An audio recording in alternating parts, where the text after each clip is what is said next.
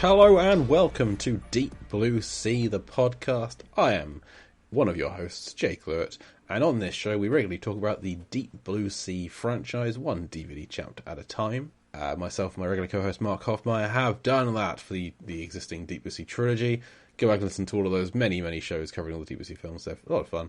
But now, whilst Mark is on a little hiatus, I am talking about Deep Blue Sea adjacent films. So films directed by Rennie Harland, featuring sharks, underwater adventures, other aquatic-based animals, that sort of thing. But also we're interspersing some episodes that Mark and I recorded prior to Deep Blue Sea, the podcast, over on his podcast, Movies, Films and Flicks, where we did a ongoing run of episodes called the Soggy Saga, where we talked about a bunch of water-based horror movies, and this is one of those. This is Lake Placid, as you can see from the title of this episode. What is Lake Placid? Well, it's a 1999 horror film directed by David E. Kelly and starring Bill Pullman, Bridget Fonda, Oliver Platt, Brendan Gleeson and Betty White. It's a story of a lake in Maine, Black Lake, which it turns out there's a giant crocodile in it, and it's causing some havoc for the locals and the visiting the people who are sent in to try and hunt the crocodile down. So Bridget Fonda is a museum, works at a museum. Bill Pullman works for the Fish and Game office.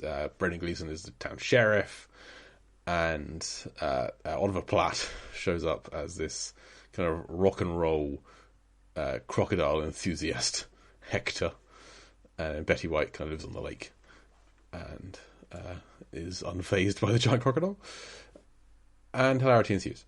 So this is the episode that Mark and I released on December 6th, 2019, on Lake Placid. I hope you enjoy.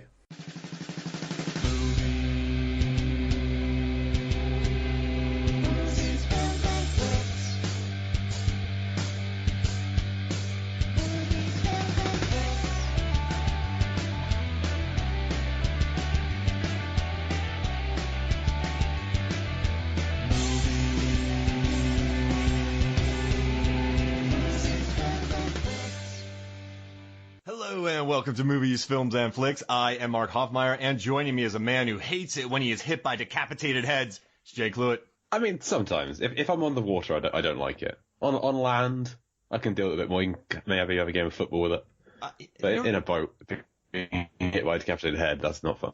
That's a good point, because let's say you're out kayaking, and someone throws a decapitated head at you. You might fall over into the water. But if you're on land... And then you're in the water with a decapitated head. Yeah, that's terrifying. It pops up next to you. Yeah, it's terrible. But you're on land, you catch it. You're like, well, this is terrible, but I'm not going to fall in the water. If you got your wits about you can kind of kick it back. I think you're always looking on the bright side of life, right? I'm trying, I mean, there's not many bright sides when you've got a decapitated head being thrown at you, but it could always be worse. You could be in water. It could be your decapitated head and you're in water. Yeah, that would be significantly worse. Well, thanks for coming back to our third entry of the Soggy Saga. Happy to be here. Happy that name is sticking. I wish we had a theme song for it. I wish there was a Soggy Saga theme. And it was sung by LL Cool J. Oh my gosh. Oh man. Soggy Saga. Oh Jesus. So we've done Deep Blue Sea, and then we did Anaconda. And now it's Lake Placid. Yeah. And now Piranha's next. Oh my gosh, that's a I'm prepping myself to get ready for that movie because it is a gore, gonzo, bloody, bonkers. I'm looking forward to it. It's insane. I'm looking forward to. What's up? I'm looking forward to introducing my wife to Piranha because she's watched all these with me so far, and she's not ready for that. It's going to be entertaining. And then Swim Fan, yeah, Swim Fan. Our Soggy Saga. Which started the whole thing. Yeah. All of this is built around me eventually watching Swim Fan. I think you started the Soggy Saga to push Swim Fan back. Yes, I think that. I'd rather talk about Deep Blue Sea and these other films that are similar. Yeah, I am kind of pushing the Swim Fan on you, my Swim Fan agenda. But I just think it's funny to be included, right? I'm fine with it. And of all of these films, that's the only one that's actually streaming anywhere. So it's the easiest one to get hold of. Hey, we better get to it soon. So wait, you had an adventure for Lake Placid, right? So you ran 10 miles for Anaconda, Anaconda. and the DVD didn't work. So It didn't work. what did you do for this movie? Well, there's a branch of secondhand DVD shops in the UK where you can track what films they have in stock online, and one of my local shops had Lake Placid. I was like, great, it's 50p, it's nothing. I can go down there and get it, and it didn't have it.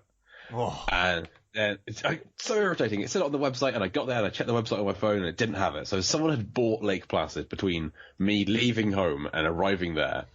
Sounds about right. There's just a rush on Lake Placid. That's the odds on that are astronomical. So we had a Lamb meetup in London recently, the large association of movie blogs. We had my regular Lambcast co-host Richard came over to London, so thought have a meetup, go to London, and it just so happened that the place that some of the other Lamb members were going into is Islington. The shop there is called CEX. The CEX shop there had 2 copies of Lake Placid in stock. I was like, well, this is kismet. This is meant to be. So got there, took a little diversion on the meetup, went to the CEX, scoured the shelves, gone. Both copies that they had there, gone. So I don't know who else in this country is buying all these copies of Lake Placid, but they had gone. So the next day, the other people that were meeting up had to leave early or tired, went to bed. I found myself in London with like 4 hours to kill before my train. And so I just I did a walking tour of all the different CEX shops in the vicinity. I went to 3 different ones, and I found a copy of Lake Placid for 50p. I walked something like 13 miles that day. So I've run 10 miles for the first one, and I've walked 13 miles. I didn't just get Lake Placid this time. I got a Guillermo del Toro box set. I got a few other things. I got some flowers for my wife. Oh. Yeah, the end of the story is, walked a really long way, been in so many shops, it doesn't make any kind of sense to spend 50p on this film that, spoiler alert, was not worth it. No. Now, so you covered 13 miles and then 23 miles total. I just want to hear. Yeah, maybe. So who do you think Lake Placid was meant for? Who is the audience for Lake Placid? People who have seen other similar better films like Deep Blue Sea who have been conned by the marketing. Yeah. I can't see anybody watching this twice, or like intentionally. It's just not a good. It's not a finished film. It was like it just kind of ends, and there's no real reason to watch it. The back of my DVD box says it starts off with from the creator of Ally McBeal. Yeah. And I can't think of a film less like Ally McBeal than Lake Placid. What would happen? That's how they started it. If Oliver Platt wasn't in this movie. We wouldn't be talking about it today. I know that much. There wouldn't be 3 sequels to it. Is he the MVP of this film? He's the only P of this film. Like little MVP. We kind of joked about me coming up with a recipe for a pie to do with Lake Placid before the show. Like he would have been the small pockets of flavour in that pie. The only thing with any kind of taste, because outside of him, you've got Brendan Gleeson's trying to do something. He's like a Texan Irish person going by his accent. He's got a bit of a character to him. But the extensive leads of Bill Pullman and Bridget Fonda, if you take them out of the film doesn't change. They do nothing. They have no arc. They have no chemistry. They have just. I know that you like to be a positive podcast, Mark. I'm trying to find the best in these films. We've discussed that best. It's Oliver Platt. We're now past that and onto everything else. This was such a crushing disappointment. I was so looking forward to this. It's basically about a few people trying to capture a crocodile alive. Yeah, but they don't need to. The crocodile isn't... There are 2 deaths in the entire film. 2 human deaths. Sorry, more animals die than humans in this film. There are 2 human deaths. One of them is kind of the diver at the start who's trying to tag some turtles or something. Yeah, he is the only real like casualty on this film. The other one is one of the cops, the guy from Galaxy Quest, one of the aliens from Galaxy Quest. He is killed like trying to capture the croc. It's not really posing a threat. If after the first guy who died, they just kind of backed away and left him to it, that'd be fine. Yep. Betty White's on top of the situation. She's feeding it. It's not really posing a threat to anyone as long as you don't go and bother it. And people just keep bothering it. People keep bothering it. My main problem with this film, there's 2, 3. There's no hero, there's no villain, and there's no sense of urgency. There's no like ticking clock. There's no like we've got to get here by then. We've got to kill the croc before it ruins the 4th of July beaches or anything.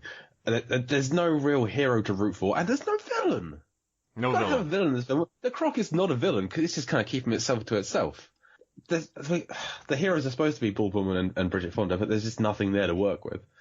It's just a bad film. Just such an irritating nothing of a film. I just want to keep hearing you rant about this. So I think I had fond memories of this movie because I was working in a theater in '99 when it came out. And I don't know, I guess you kind of look at it with rose-colored lenses. I remember this time this famous baseball player came, and he had passes for another movie, but we wouldn't let him in for that. So then he bought tickets to go watch Lake Placid again because he didn't want to spend any money. So it's like good memories. And I think that the Crocodile by Stan Winston is really good looking. I think it's a good looking crocodile, but even the CGI for '99, it looks decent. I've got no problem with the effects at all. But it's only on screen for 3 minutes and 43 seconds. Yeah, they're going by that's like a tenth of the film though. Yeah. This is a very short film. It's 78 minutes, including credits. Sorry, 82 according to Wikipedia, but my copy was 78 minutes long, and that is not like there is an act at the end of this that's missing. There is like when it's being carted away on the flatbed truck, terrifying the hell out of every driver that goes past it, I imagine. I was expecting there to be like a Lost World Jurassic Park style ending where this arrives where it's going, and then it breaks free and wreaks havoc there, and Vince Vaughn's not in it anymore, and they're still going to try and capture it. But that didn't happen. It just drives off into the sunset, and then Bill Pullman and Bridget Fonda go and get a beer. Yeah, and it's going to Portland. End of film. It's going to sit in an oil tanker. Yeah. Which Bill Pullman just knows that there's an empty oil tanker there. Do you want to hear something interesting? Go for it. All right, so in Costa Rica, there was a guy named Chito, and he raised a he found a 15-foot crocodile that was very skinny with a bullet wound in its eye, and he nursed it back to health. And the crocodile's name is Pocho, and they became best friends, and they became a tourist attraction. He would play with the crocodile, and he would flip it, and he would give it raspberries on its belly, and he would lift its head up, and he would just sit on the grass and feed it food. And it was a 17-foot crocodile total and a guy, and they became best friends. He tried to let the crocodile go, and the crocodile was like, like I'm coming back with you. You got my raspberries. Yeah, my raspberries. That's adorable. I would rather watch that film than this one again. If that was Lake Placid, which makes as much sense as the title of this film, then yeah, I'd watch that film. It could be like one of those, what's the movie where the girl finds the seal? And then, there's always drama where it could be a Free Willy movie. Yeah, yeah. Because, I mean, that's a killer whale. So you could have a free Pocho movie, and that'd be amazing. Yeah, well, it's raising it from a pup rather than saving it from a villainous park.